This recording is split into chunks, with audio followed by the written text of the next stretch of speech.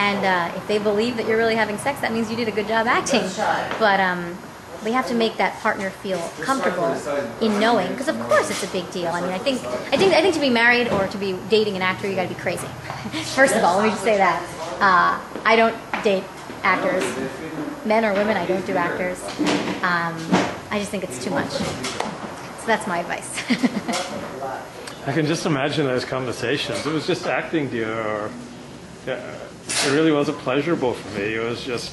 Well, that's the thing, because it absolutely could be pleasurable, and I think that it should, because if you're acting and you're in the moment and you're believing that it's really pleasurable, that's where it gets kind of confusing. That's why everyone's always breaking up and getting divorced in Hollywood, because you get so into it, you get so passionate and so into your moment that you don't really know what's real and what's not. You kind of lose focus a little bit sometimes. And that's why people are falling in love on set and breaking up after the movie's done and falling in love during a movie, because you're so close to this person. I mean, like I said, you're 14 hours on set where you're playing breaking up, having a fight, crying, depressive, hanging out with your girlfriends, and that's all before lunch. And then after lunch, you're going to do the same thing in that same order again. You're going to cry, you're going to be happy, you're going to do this, you're going to do that.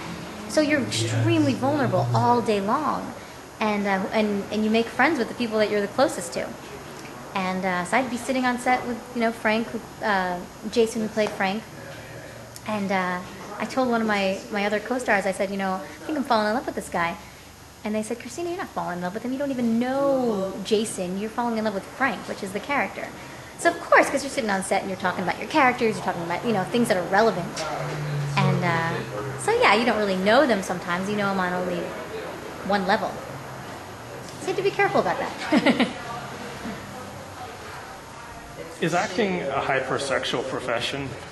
A hypersexual? I mean, I'm just thinking about all the work, like acting class, and it's body work. I mean, you're working with the body all the time. Oh, yeah. And you're tapping into your emotions all the time, and you're...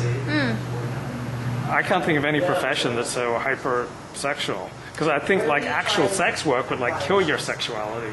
But, like, this, you're, like, heightening your emotions and your use of your body. What do you think?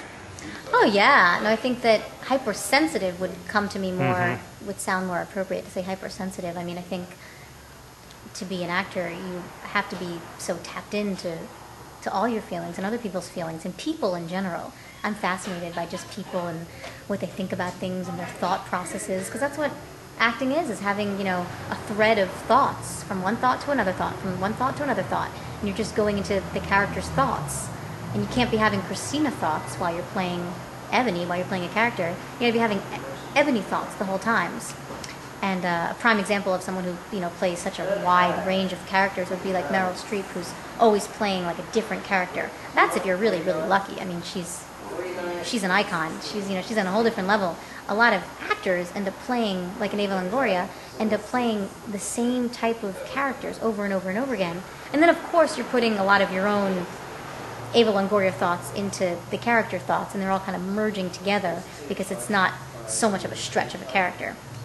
I'm very excited for a movie that I got signed on to do, that I'm going to be playing a character that's extremely not sexy. That's very sweet, and she, one of the leads in this movie, finds my character in a mental hospital, in a mental institution, and I've been there in and out because I'm very depressed because both my parents died, and I'm excited to play this role with, no makeup on, and just something that's going to be more of a stretch for me. I don't, on a day-to-day, daily basis, go sit in a mental hospital, so I'm going to have to do some research on that, and I'm going to have to see how, what it's like to be in there, and just that lifestyle, and tap into those character thoughts, which are going to be very different, because I'm a very happy person, and I don't get sad for very long. Feeling sad is fine with me, but as long as it doesn't last too long. So for someone to be like mentally depressed and on medication for depression, that's a stretch for me. So I'm really excited to play this role because it's going to be a challenge, and to take off all sexy and to not wear anything sexy and to not show any TNA or anything like that. It's not about that. So that will be more of a character stretch. I'm excited for that. Not afraid it'll bring back memories of the time you're institutionalized when you're in high school and had that breakdown? And...